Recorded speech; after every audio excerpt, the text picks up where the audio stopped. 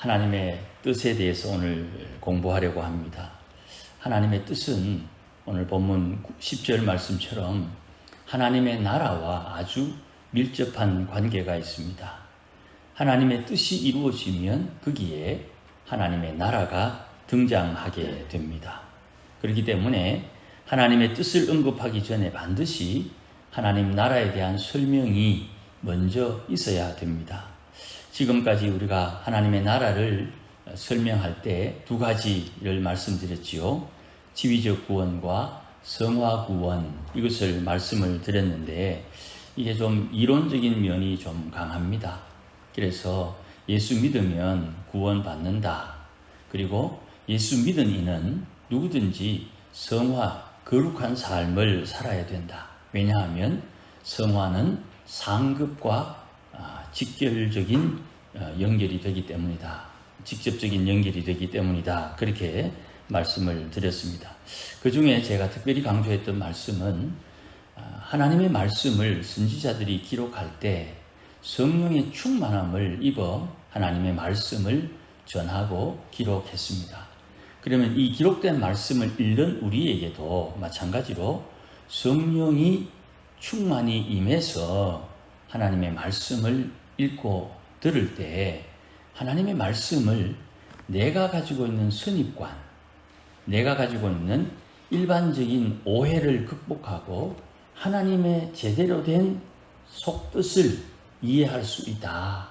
그렇게 제가 말씀을 드렸고 이 말씀 가운데 운행하는 성령의 역사, 그렇게 제가 좀 고급지게 표현을 해서 말씀을 드렸습니다.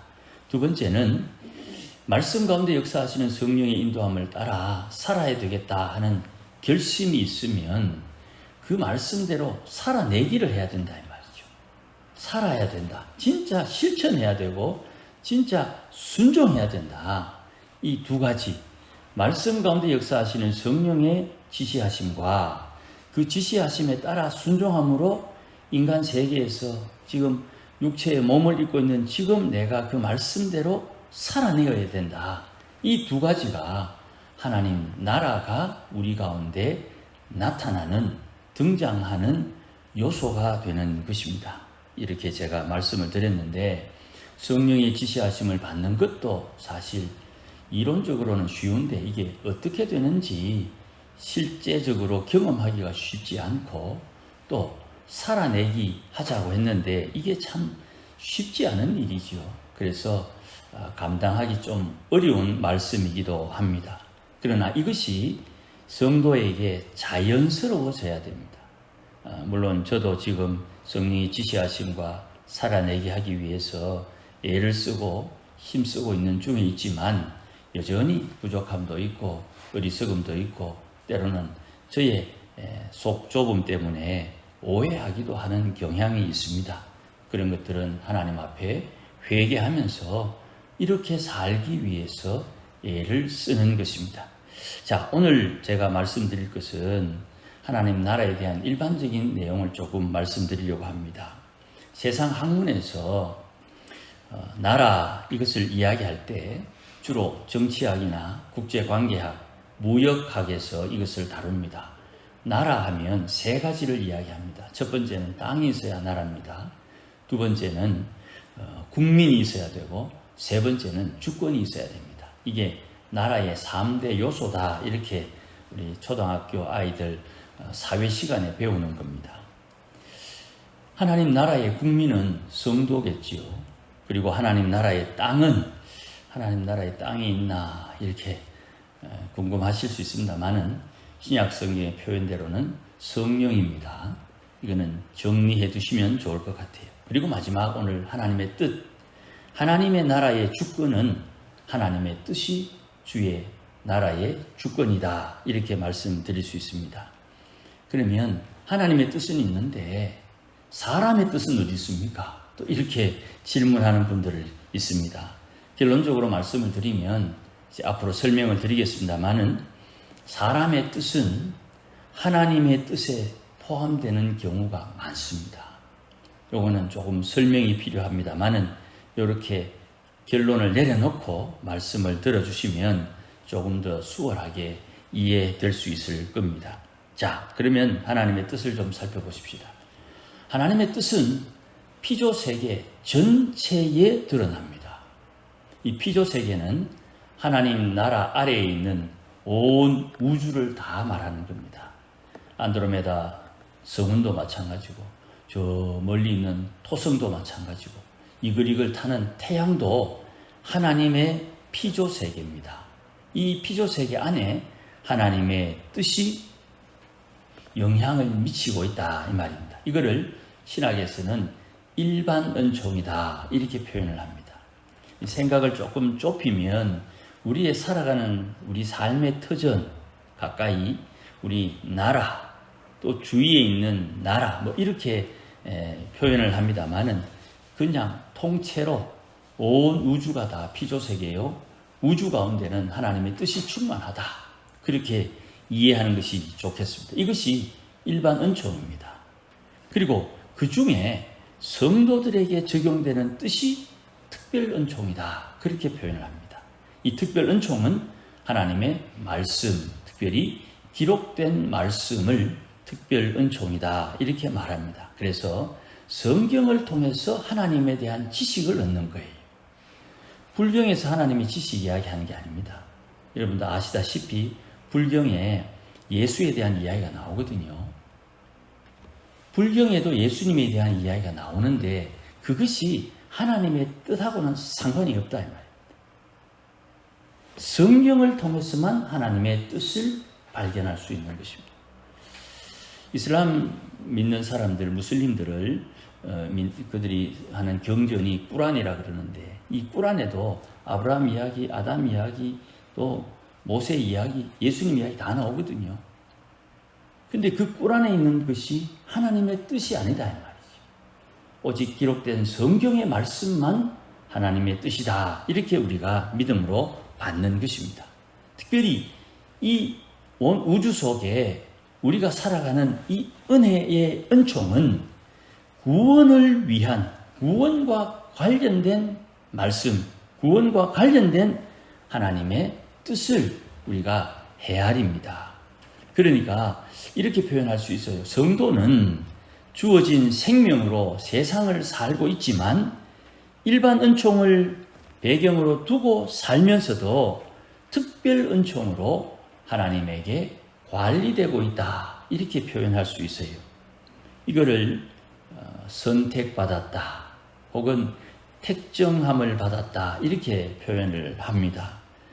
전부는 아니지만 뭐 이렇게 이해하는 것도 나쁘지는 않습니다. 다만 제가 언젠가 말씀드린 대로 청함받은 사람은 많은데 택함받은 사람은 적다 하는 것을 염두에 두어야 됩니다. 일반 은총으로 특별하게 구원받은, 특별한 구원받은 특별 은총에 청함받은 사람을 말합니다. 세상 사람들은 일반 은총에서 살고 그 중에서 특별한 은총으로 하나님 앞에 구원받은 사람을 청함받은 사람이다. 법적 구원, 지위적 구원받은 사람이다. 누구든지 예수의 이름을 부르면 구원을 받고 누구든지 예수 앞에 회개하면 구원을 받는 청함받은 사람이다. 그러나 거기에 특별 은총을 받았다고 해서 특별한 게 아니고 청함받은 사람 중에 택함받은 사람이 따로 있는 것이에요. 우리가 택함, 특별하니까 특별, 청함, 택함, 이게 헷갈릴 수가 있지만 분명한 것은 이거예요. 택함받은 사람은 청함받은 사람들 중에 뽑힌 사람들이에요. 이 뽑힌 사람, 택함받은 사람은 성화 구원을 이룬 사람이다, 이렇게 표현할 수가 있어요. 그래서 우리가 신앙생활 하는데 예수 믿은 지 얼마 되지 않는, 혹은 이제 예수 믿은, 오래 예수 믿은 사람들은 누구나 다 택함받은 사람, 청함받은 사람이에요. 그 중에 신앙생활을 하나님의 성령의 인도하심을 따라 살아내게 하면서 말씀을 추구하는 이는 성화의 구원을 이루어가는 사람입니다. 그 성화 구원을 이루어가는 사람에게 하나님의 뜻이 더 선명하게 나오는 거예요. 우리가 화면을 보다 보면 초점이 흐릿하게 나올 때가 있지 않습니까? 사진을 찍어도 초점이 안 맞으면 얼굴 형상은 잘 모르지만 형태는 있는데 구체적으로 잘 보이지 않는 그런 상태, 그게 청함받은 사람들의 하나님의 뜻을 깨닫는 모양이라면, 선택받은 사람, 하나님 앞에 택함받은 사람은 조금 더 선명한 하나님의 뜻을 깨닫게 되는 거예요. 이것을 우리가 성화의 작업으로 훈련하고 연습하고 수양하고 수련하는 것이에요. 이것을 우리가 하나님의 뜻에 대한 기본적인 이해를 가지고 성경에 하나님의 뜻 할 때 헬라어로 3개의 단어가 나옵니다. 그 3개 단어 중에 첫 번째가 불레라는 뜻을, 불레라는 단어가 하나님의 뜻하는 용어가 있고, 두 번째는 델레마라는 단어가 있습니다. 세 번째는 프로데시스라는 단어가 있습니다. 이건 별로 중요한 게 아닙니다. 하여튼 이런 헬라어 단어가 있는데, 오늘은 헬라어 단어에 대한 기본 개념의 뜻을 좀 먼저 살펴드리고 다음 주에는 좀 구체적인 적용의 말씀을 드리려고 합니다. 첫 번째, 불레라는 뜻은 원래 헬라어 말에는 하고자 하신 뜻, 이런 뜻입니다. 하고자 하신 뜻, 하나님의 주권에 관한 내용을 설명할 때 이 불레라는 말을 씁니다. 그러니까 하나님의 주권 이러면 사람이 어떤 반응을 하든 상관없이 하나님의 정해진 뜻은, 하시고자 하는 뜻은 이루어진다, 이런 뜻이 되는 거예요. 당장 이런 것을 살펴보면 해가 동쪽으로 뜬다, 이것은 하나님의 불레의 뜻이다, 이렇게 표현할 수 있는 거예요. 아무리 사람이 개과천선해도 해는 서쪽에서 안 뜨지요. 해는 반드시 동쪽에서 뜹니다. 이건 하나님이 정해놓은 규칙이요. 이것은 사람의 힘으로 변개할 수 없는 것입니다. 이런 뜻을 변치 않는, 사람이 용쓰고 애쓰고 힘쓰고 어떤 물리적인 방법을 깨달아도 도무지 변개할 수 없는 하나님의 뜻, 이것을 불레라고 하는 것입니다.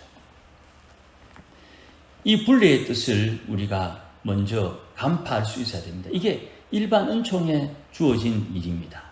가장 중요한 불레의 뜻은 심은 대로 거둔다, 이런 말씀이 될 수 있죠.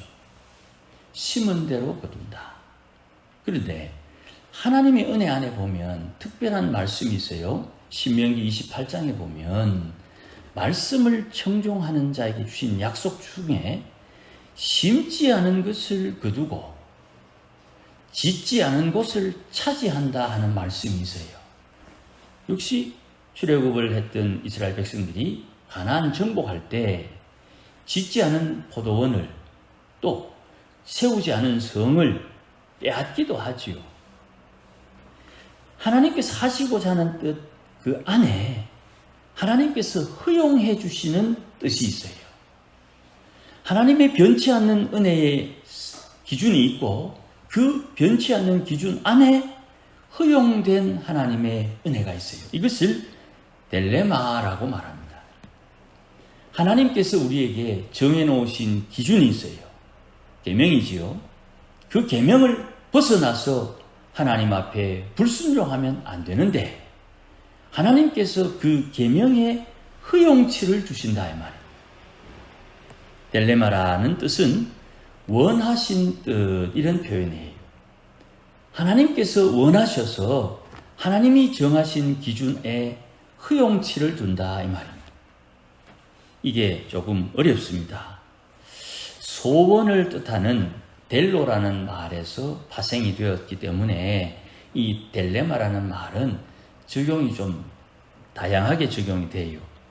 사람이 원하는 것, 원하는 뜻, 이러면 사람의 뜻이 되고요. 그때도 델레마라는 말을 씁니다. 하나님께서 원하는 것은 하나님의 뜻이 돼요. 좀 표현이 과하지요.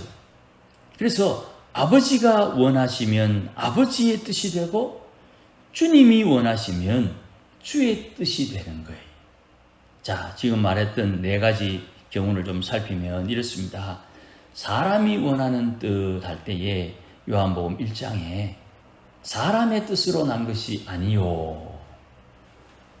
하나님의 자녀가 되는 것은 사람이 원해서 되는 것이 아니요. 하나님께서 허용하시되 그 허용치가 정해져 있는 거예요. 그러니 우리가 이 땅에 살아가면서 하나님께서 우리에게 허용해 주신 것은 죄가 안 되는 거예요. 혹시 여러분 지금 마음에 죄가 안 되는 것, 죄를 지었다고 생각했는데 그것이 죄가 아닐 경우가 있나? 이게 마음에 혼동스러울 수 있어요. 그러나 주님께서는 안식일의 주인 되신 주께서 이스라엘 그 지도자들이 가지고 있던 그 죄의 개념, 안식일에는 두 손을 위를 비비면 죄다. 예수님께서는 안식일의 생명을 위해서 두 손을 비비는 것 죄 아니다. 누구의 권위에 무게가 있느냐? 안식일의 주인 대신 주님에게 무게가 있는 거예요. 그 죄를 누구든지 다 죄라고 이야기하는데 그것을 죄 아니라고 이야기하는 결정권이 주님에게 있다 이 말이에요. 딜레마, 원하신 뜻, 허용하시는 하나님의 은혜가 있는 거예요. 그러니까 우리가 하나님의 뜻을 따라 삽니다 할 때에는 주께서 정해놓은 우주 만물의 법칙이 있고 그 가운데 성령의 지시하심을 따라 순종함으로 허용된 은혜가 따로 있는 거예요. 이것을 자유다 이렇게 말하는 거예요. 그러니 삼계명에 주의 이름, 하나님의 이름 핑계대서 망령된 행실을 하는 것과 주님이 시켜서 허용된 그 안에서 자유를 누리는 것은 천지차가 되는 거예요. 그러면 성도는 어떻게 살아야 되느냐? 딜레마. 하나님의 뜻, 허용되는 뜻 안에서 자유를 누리고 허용되지 않는 것에서는 목숨을 걸 수 있는 하나님의 은혜를 누려야 되는 거예요. 이게 성도에게 요청되는 하나님의 부르심이에요. 그런데 우리는 스스로 생각을 하죠. 내가 이것 하면 하나님 앞에 죄가 아닐까? 내가 이것 하면 하나님 앞에 죄가 아닐까? 그 죄가 허용된 은혜 안에 있는지 변치 않는 하나님 앞에 허물이 되는지를 먼저 깨달아야 되고 허물되면 회개하고 허용된 것이면 감사할 수 있어야 되죠. 예수 믿는 사람들에게 주신 이 자유함을 꽁꽁 묶어버리면 성령이 이 일을 하지 못하는 거예요. 그러면 어찌 됩니까?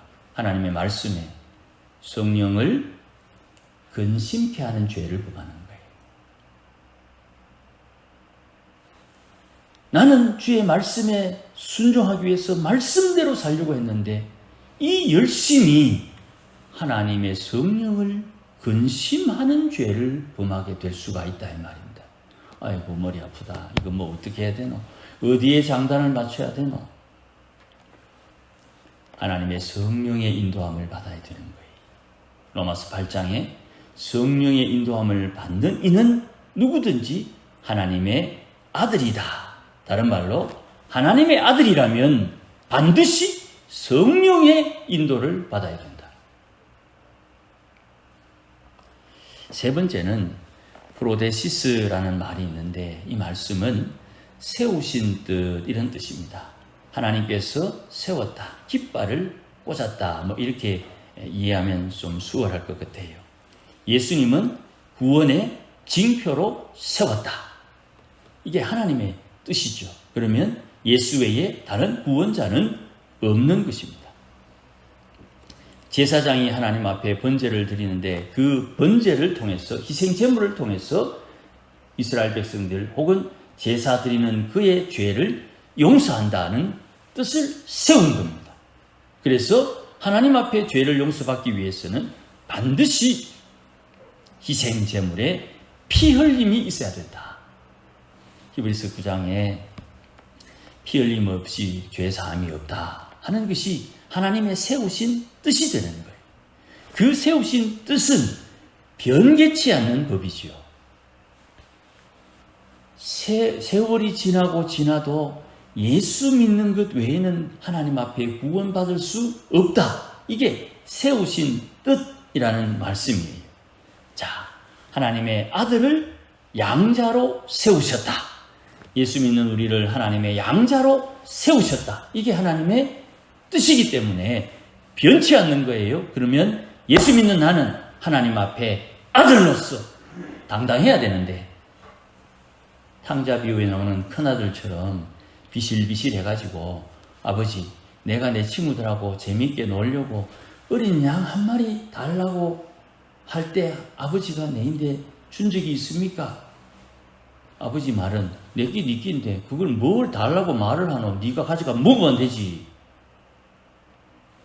세우신 뜻을 알면 그것을 적용할 수 있는 거예요. 하나님께서 우리를 천국의 후사로 세우셨다.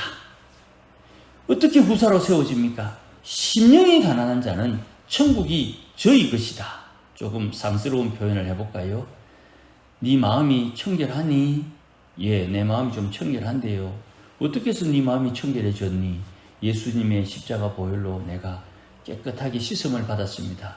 옛다 먹으라 하나님 나라다. 이렇게 주는 거예요. 그 하나님 나라를 받았으면 하나님 나라를 누려야 되는데 세우신 뜻에 의해서 하나님 나라를 누려야 되는데 이것저것 우리 안에 긁어치는 것이 많다 이 말입니다. 하나님의 자유, 주님께서 허용하신 뜻을 따라 정하신 뜻에 의해서 그것을 누릴 수 있어야 된다 이 말이에요. 성도에게 가장 소중한 것은 자유입니다. 이 자유를 잃어버리면 목숨을 잃어버리는 것과 비등한 거예요. 그래서 자유를 얻기 위해서 목숨을 바치는 것이고 자유를 얻기 위해서 피 흘리는 것을 유식하게 대가를 지불했다 이렇게 표현하는 거예요.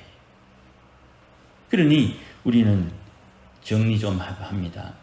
하나님의 뜻을 알고 하나님의 뜻에 합당하게 행하면 하나님의 나라가 임한다 이 말이에요.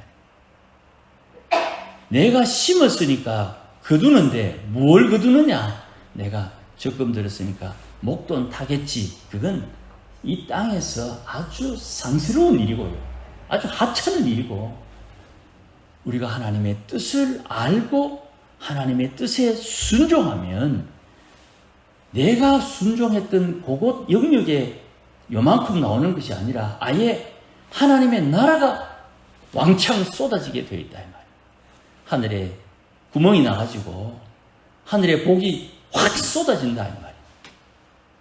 이게 성도들에게 주신 복이란 말이에요. 이 복을 지속적으로 계속 받을 수 있는 하나님의 사람이 되어야 되겠다 하는 것이 자생력 있는 신앙. 어디에서 어떤 모양으로 있더라도 하늘에 구멍이 나가지고 하늘의 복이 계속 임하는 하나님의 사람이 되자. 자, 지금 비가 절실하게 필요합니다. 절실하게 필요한 이 비를 어디 가서 구합니까? 어떻게 하면 비가 오게 할 수 있습니까? 이게 솔로몬의 성전 봉헌식 기도에 있거든요. 하나님 앞에 구하라. 그런데 나는 왜 구해도 안 듣습니까? 하나님의 뜻을 따라 구하는 거예요. 하나님이 원하는 것이 무엇인지를 알고 그것을 구해야 되는 거예요. 이거를 경건합니다 그랬지요. 히브리서 5장에 하나님의 아들 되신 예수님께서 눈물과 통곡으로 하나님 앞에 기도했더니 그의 경건하심으로 응답을 받았다. 그 경건하심은 100가지 중에 하나의 하나님이 가장 원하는 것을 선택할 수 있는 거예요. 누군가 나에게 협박을 합니다. 그러면 그 협박하는 사람을 어떻게 협박에서 벗어날까? 경찰서에 이야기할까? 고발을 할까? 보디가드를 쓸까? 돈으로 매수할까? 이런 여러 가지 방법이 있는데 그 중에 하나님께서 기뻐하는 방법을 알고 너는 이번에 저 협박하는 사람 축복해라. 그러면 하나님이 축복하라는 것을 기뻐하시니 축복하는 기도의 양이 차이면 그 협박이 복이 되는 거예요. 이런 내용들은 다음 주에 조금 더 상세하게 살피도록 하고, 하나님의 뜻은 세 가지가 있고 이 뜻을 통해서 하나님의 나라가 임한다. 이 뜻은 변치 않는 하나님의 뜻이 있고 허용된 하나님의 뜻이 있고 하나님께서 세우신 깃발과 같은 뜻이 있다. 이 세 가지의 뜻을 우리가 깨닫고 우리의 삶의 주위에서 이 뜻이 내 마음의 소원이 어떻게 하면 이루어질 것인가를 주 앞에 묵상하며 하나님께서 기뻐하는 것이 무엇인지 깨달으면 그 일을 하라 이 말입니다. 그러면 때가 되면 일이 되는 거예요. 때가 되면 그 일이 되는 거예요. 그러니 우리 주위에 성도들과 또 장로님들, 목사님, 권사님들 대화하는 중에 그 대화 속에 나도 모르게 내 귀가 번쩍 뜨이는 하나님의 뜻이 탁 들어오면 이게 진짜 하나님의 뜻인지 아닌지를 놓고 기도하면서 하나님 기뻐하는 것을 확인하고 그 말씀에 순종해야 되는 거예요. 그래서 여러분, 이런 차원에서 제가 말씀드리는 거예요. 경거망동하면 안 돼요. 성도는 조금 성질이 급해가지고 성질대로 뭔가는 할 수 있지만 경거망동하면 안 되는 거예요. 하나님 할까요 말까요? 물어보고 응답이 없어서 괜히 밀려져도 그 밀려진 이유가 있는 거예요. 아무쪼록 하나님의 나라가 임하는 방법은 하나님의 뜻에 있고 이 뜻을 우리가 하나님 앞에 제대로 살펴서 하나님의 뜻에 합당한 성도, 합당한 순종, 합당한 살아내기를 통해 하늘의 뜻, 하나님의 나라가 임하는 은혜가 있고 이것을 누려야 되는 것입니다. 이건 여러분의 복입니다. 믿음으로 받으시기를 주의 이름으로 축복합니다. 기도하십시다. 하나님 아버지 고맙습니다. 어렵게만 느껴지는 하나님의 뜻을 우리 안에 함께 하시는 성령의 인도함을 받아 주의 뜻을 깨닫게 해주시고 하나님 가장 기뻐하는 뜻을 선택할 수 있는 경건한 성도가 되어서 하나님께서 기뻐하는 뜻을 따라 주를 섬김으로 하나님 적시적소에 예비하신 하늘의 은혜와 복을 누리는 우리 온 교회와 성도들이 되도록 역사하여 주시옵소서. 예수님의 이름으로 기도하옵나이다. 아멘. 이제는 우리 주 예수 그리스도의 크신 은혜와 하나님 아버지의 극진하신 사랑과 성령님의 충만하심과 인도하심과 복주심이 오늘도 하나님의 뜻을 알고 하나님을 기쁘시게 하며 살기를 소원하고 다짐하는 모든 믿음의 권속들 심령 위에, 가정 위에, 일터 위에, 우리가 재배하는 작물들 위에, 우리 교회 위에 이제로 영원토록 함께 계실지어다. 아멘.